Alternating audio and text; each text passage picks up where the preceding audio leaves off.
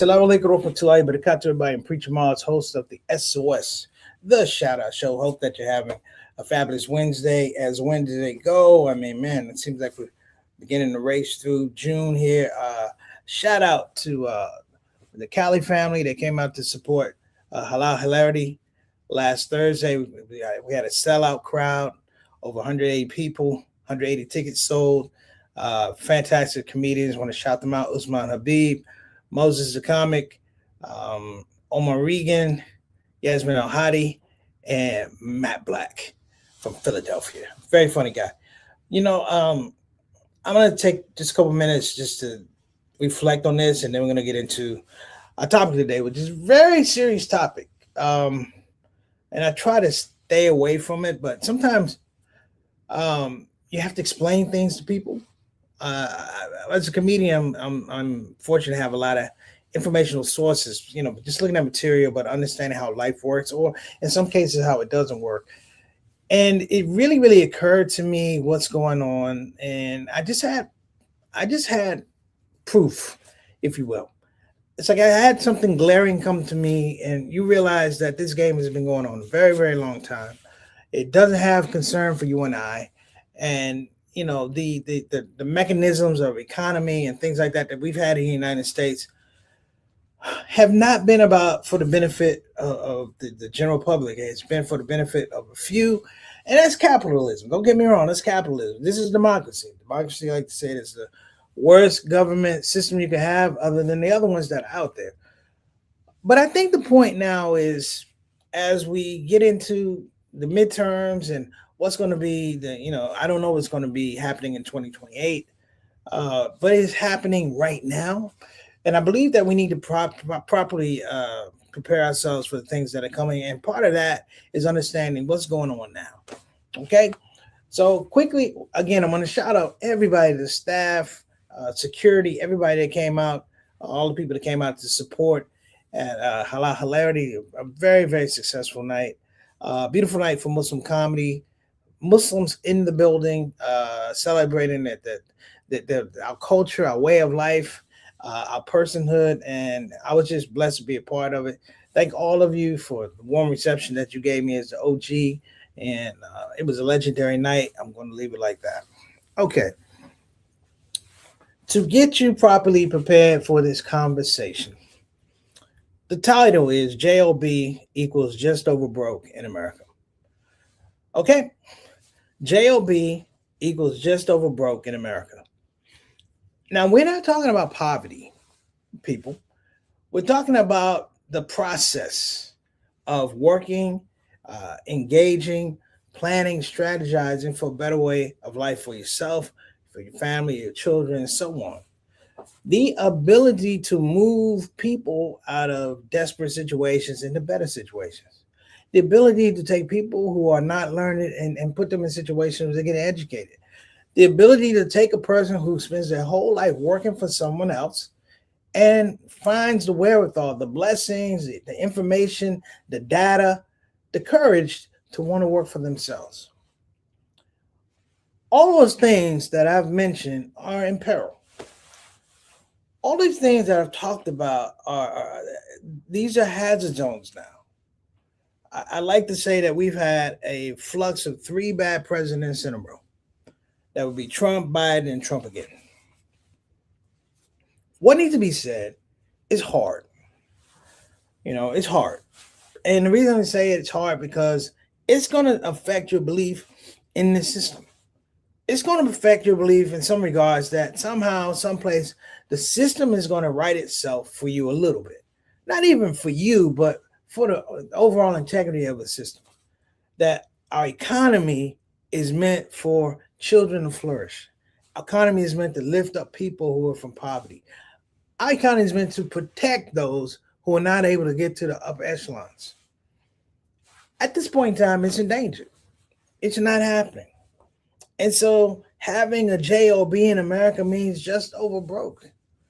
It doesn't mean you don't work hard. It doesn't mean you don't save your money. It doesn't mean you don't take care of your family. It's just the reality that there are things in the mix that somehow, some way are putting everybody in a backward type of mobility that Some of us are able to talk about, some of us don't want to talk about, some of us don't even have an idea that's going on right now. We're going to talk about here on a shout out show. And I want to give a shout out to all our people out in Instagram land and who tune into this show. Somebody asked me about comedy. Sometimes comedy is understanding and coming into possession history and how people either overlook history or hide history. And so this is going to be one of those shows. There's going to be some things you may not laugh right now because they're not particularly funny. But when you understand the juxtaposition of how we've framed ourselves as America, the land of opportunity, it will, through the hypocrisy and at times the sacrilegious nature of what we're talking about, it will bring out an odd type of laughter. Sometimes that odd laughter that it's not just, it's the soul releasing what you already know, connecting the dots, if you will, for this fable that's been put out in terms of American prosperity. This is Preacher Moss on the Shout Out Show. We'll be right back. Don't you move.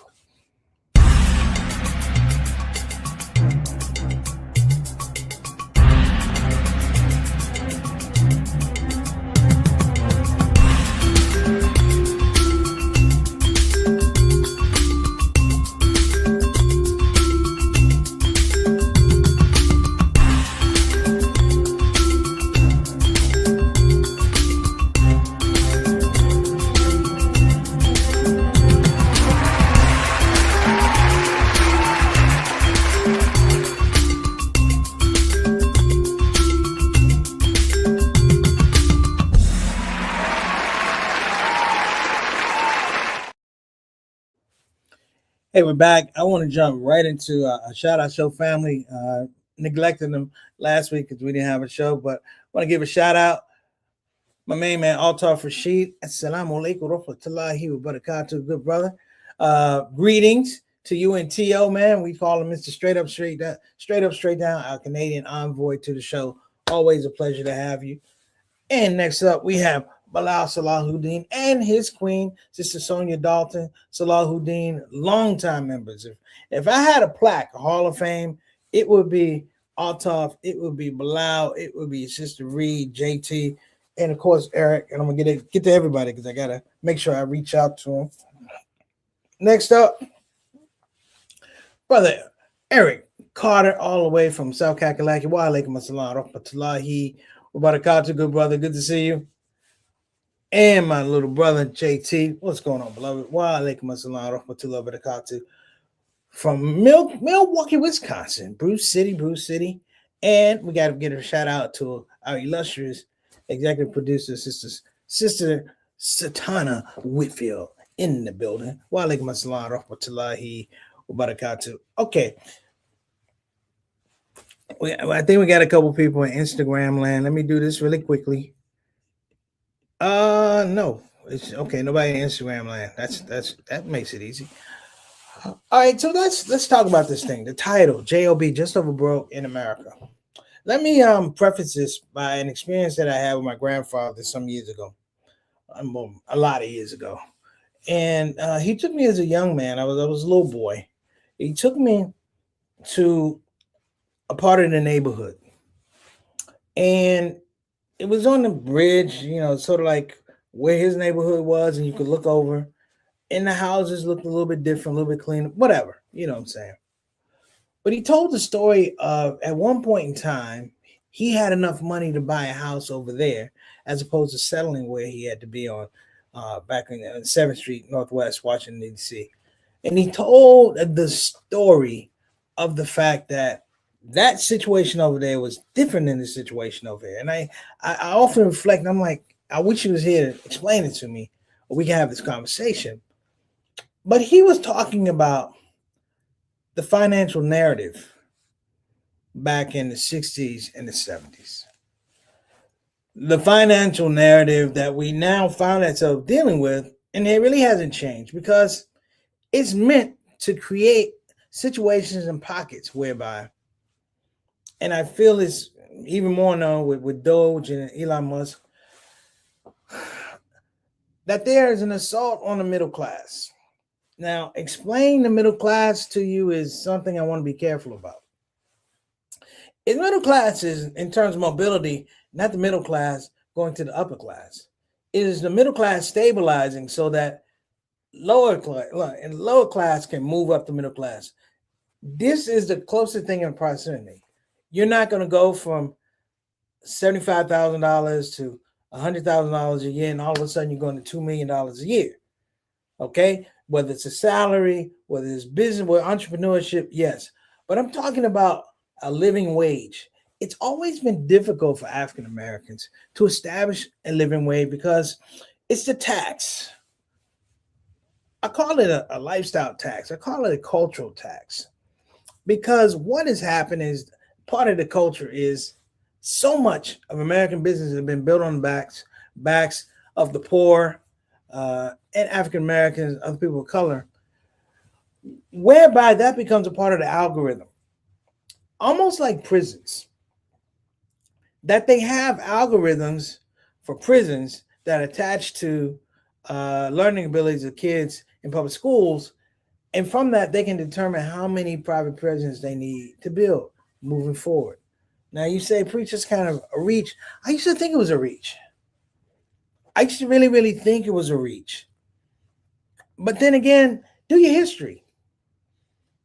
I remember people used to ridicule the Honorable Minister Louis Farrakhan when he used to talk about the wheel in the sky. He used to talk about spaceships. And we laughed, them Negroes talking about spaceships. And now you have a U.S. government that's releasing information on UFOs.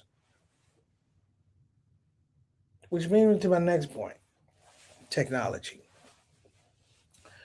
The two things that will destroy the middle class and create a permanent underclass are two things: financial tools and technology. Financial tools and technology. The instruments of finance, economics, they're part of a very, very small group. Very few people get in the room and understand true finance. You may get your opportunity to get to the table, but it's not at the right restaurant. You see what I'm saying? Even now, we have people who are very, very astute, but the access is that you have information, but you don't have access to the capital. So sometimes when we're talking economics and savings and things, it's largely theoretical. I'm not saying it's not true. It's largely theoretical, but these are the tools that are put out. The 401ks, the SEP IRAs, all these, and these are the things that are put out. But the larger corporations, and I do mean the larger corporations, the multi-corporations, they don't use these tools. They use policy. Policy that leads to them not having to pay taxes. Policy that leads to them being able to put up data centers all around the United States with little or no repercussions for destroying the environment, the water, the air, the health. These policies we don't see. I was listening to a podcast this morning. Two guys were debating, talking about the disappearance of the middle class. It's interesting because African Americans never really had a middle class. Because even a black middle class and white middle class is what you had. And the comparison between both, white middle class, it's not that they have more money, but they have more opportunities and access to tools that allow them to, I would say, have a better quality of life. Maybe for them to get a loan, it took 3 applications, but for us, it took 10 applications. Maybe to get a house, it took, 3 loan applications. For us, it took 15, and we never got the house. And I want to be careful because it's not racism. It's greed, which is worse than racism. It's dishonesty, which is worse than racism. It is the presentation of an idea that it has the fundamental good for everybody. But as you open that gift, there's nothing in the gift. meaning that it doesn't have the fundamental good for everybody. Anything that's good has been taken, it's been retrieved, and all we're dealing with is the shell, and we're left to celebrate the shell of what was supposed to be this amazing gift. Do you want the gift, or do you want the gift, the wrapping paper? You want the gift. And for far long, too long, now we begin to see that the disparity. Years ago, I talked about technology. There was a term. It's called the digital divide. And I remember reaching out to people who work with Microsoft and Dell, and I talked to them about my fear of young African Americans who weren't going to be introduced to technology. Wait for it. Even in the aspect of being able to get computers. One of my most violent arguments, confrontations that ever happened as an educator was simply about getting computers in my room so kids could use the computers for language skills, for writing skills, for reading skills. The computer they gave us, it might as well have been an abacus. But I went to war. I went to war. And let me be very careful. I didn't go to war by myself. I went to war with the parents of the students who were in my classroom demanding computers. It probably shortened my teaching career in Long Beach, but so what? Who cares? Right is right and is wrong is wrong. But even at this level, the denial of a computer. I didn't ask for 50 computers. 2 will do well. But even in the threat of these young, underserved, emotionally troubled kids, the idea of them getting technology that can help them work through or sort through some of their issues, it was just too much. Sorry about that, people. I meant to do this with my phone. I did not do it. Okay. So let me throw this out here because I think it needs to be done. Today, Trump signed off on a $70 billion funding thing for ICE for security. My question is, how much security do you need? Because it's the thing, you can have so much security that you actually become or feel insecure. That the protocols can't necessarily be carried out because there's too many people. There's too many cooks in the kitchen. That's what's happened with technology. I've been watching this really, really, really carefully the last I want to say last 9 months. The proliferation of AI, Anthropic, OpenAI, Claude, ChatGPT. So now it's this mixing bowl of technology, but it's not technology that would necessarily move the needle on cultural success, education. It's not moving the needle per se. It doesn't do anything for social unrest. It doesn't do anything for equality. It doesn't address iniquity. It is a play toy. And it is a play toy of information. And I want to say the critical mass is now, you now have an avalanche of information, and you had the tools of finances come together. And so the next war is largely about being controlled by your finances. You can outgrow a pension. I've seen it happen. You can not have enough money for retirement. I've seen it happen. You can have a catastrophic injury that can wipe out all your savings. I've seen it happen in my own family. The thing is, there's nothing in retrofit solutions that get us through the hump. You hear what I'm saying? We don't have verifiable, accessible things. God forbid something happened at one of our masjids or church or synagogue that damaged that damaged it, right? And you figure If that facility can't be used, you still got to pay mortgage, insurance, all these things. If we're on a very fine line in terms of making it and not making it, right? Hear me now, making it and not making it. I'm talking about religious institutions. I'm not even talking about people making it and not making it. That anything that tilts that, and people say this, sometimes people just over broke. Let me explain. Let me explain. These are hardworking people. These are not lazy people. But it's a lazy system that doesn't reward hard work.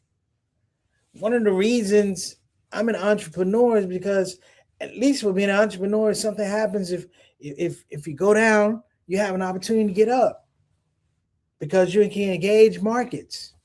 You can price yourself differently. If you want to be a $500 comic for the night or $5,000 comic for the night, it's all about your pitch.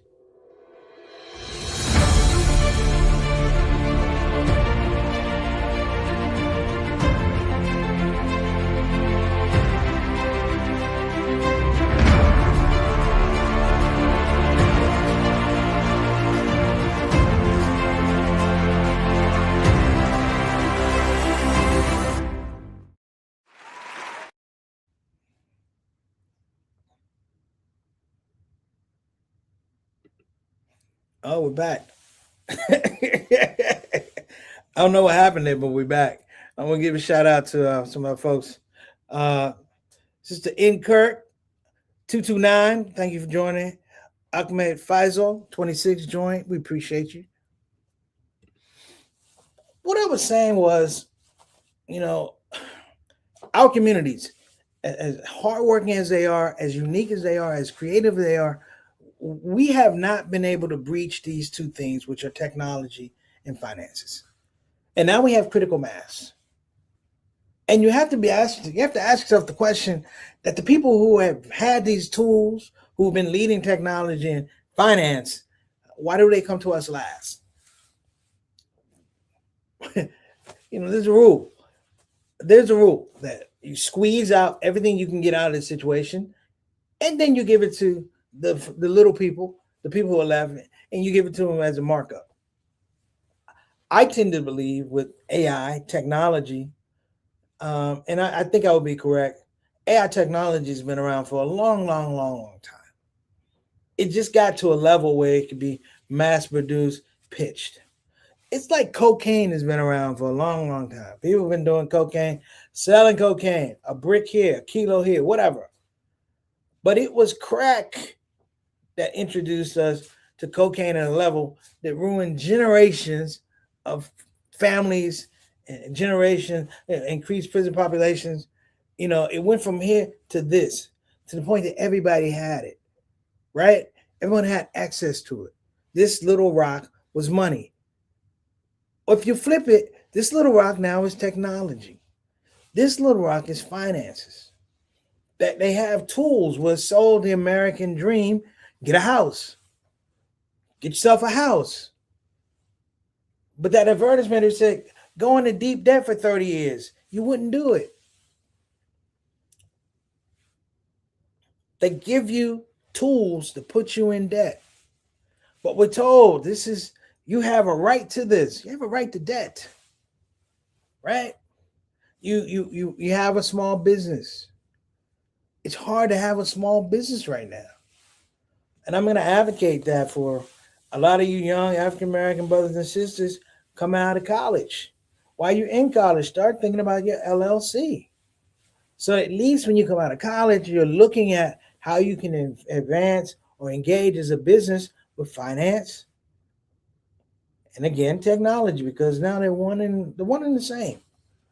Do I mean to say that we're slaves to the technology? That's not what I'm saying. But I am saying we are compromised. We are compromised. Great book I read back a long time ago, and I'll give you a scenario about technology. The book was called Weapons of Math Destruction. Weapons of Math Destruction, right? Finance, technology, algorithms.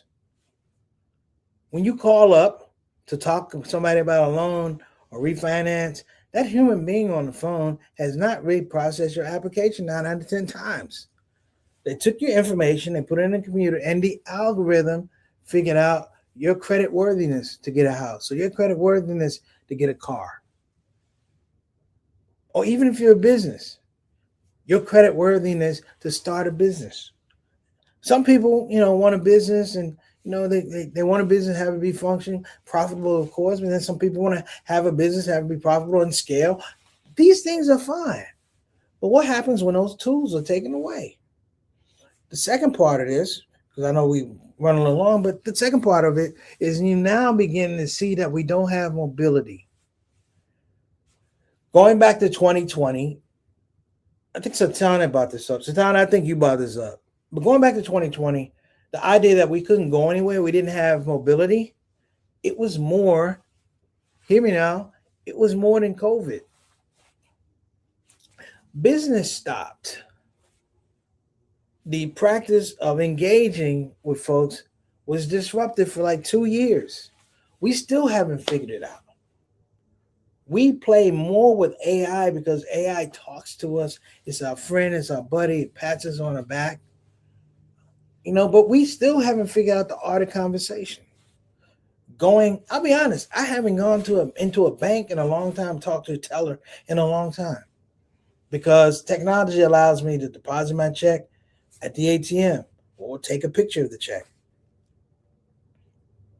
I don't know how to go into a bank and ask for a car loan in a winning effort, or a HELOC, a home equity line of credit, in a meaningful way, because I'm suspect that the person I'm talking to is not the person that makes the decisions. In my mind, I feel like that person right there that needs to move forward and show me the algorithm. And that algorithm is life altering. That some people can't get a car that they need for work to go get that good job, right?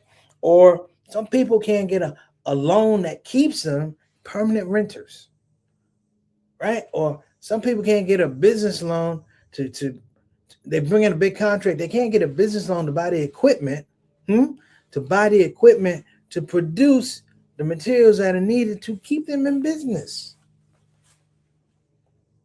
Something very, very personal to me, and I'll say it here because I love the brother Steve Muhammad, the curator and chef at Sweet Tooth Restaurant, Washington D.C. His restaurant had to close. His restaurant had to close, and you say why? Because financially, if you look at everything that happened on Martin Luther King Avenue, financially he didn't have a chance. And he was left, sadly, to the will of the Muslim people to come in and hold his business up because he wasn't serving alcohol. He would have gotten a loan, most likely, he would have gotten a loan if he had a liquor permit, alcohol permit attached to his loan. If he was zoned that way, he might have survived. And the technology, let's be very clear. The technology is weird because I don't know. I don't know about you, but sometimes when I'm on whatever, I'm on Chat GPT, I'm still anti Chat GPT because it doesn't work unless I give it the information. It's almost like a cop can't arrest you for a crime unless you give him the details for what you did. And therein lies the rub. How do we get behind this scope of technology holding us back, financial tools holding us prisoner, and somehow regain our mobility, our life mobility, occupational mobility, our family? There are families that can't move out of cities or neighborhoods that are bad for them because the numbers don't look good for them. The numbers, not the landlord, right? Not the landlord, not the bank, the numbers. I don't want to get too deep, but I do want you to leave on. I want to leave on this note. You know, there's a book. Um, I guess I'll talk to you about it later. But there's a book that talks about uh, progress and poverty in the United States. And it laid out the fact that all these tools need to be consumed by us to keep us poor, to keep us just over broke. That the lies that have been told are revealed in this book because if we knew the truth, we have a revolution. Hmm? So listen, think hard. Think hard about not your finances, but your financial revolution, financial evolution, if you will. You know, frame yourself about technology now. How are you going to use technology and not have technology use you? So listen, I appreciate you. Inshallah, we'll be back next week. Much love to all of you. Again, shout out to all my crew. Halal Hilarity showed out in Hollywood. I appreciate you. Thank all of you. Special shout out to Sister Satana. Sister Satana comes on here and is a vital part of this thing. I don't even know you guys. I don't even, wait. I really need to bring her on the show and tell you everything she does. But that's part of the mobility of a shout out show, and that's why we've been able to do it over 2,000 episodes, as well as you guys tuning in. All right, take care of yourself. See you soon. Assalamu alaikum warahmatullahi wabarakatuh. I'm Preacher Moss. Let's get over J.O.B. Let's we don't want J.O.Bs. We want to develop our own work. Okay, assalamu alaikum. Take care.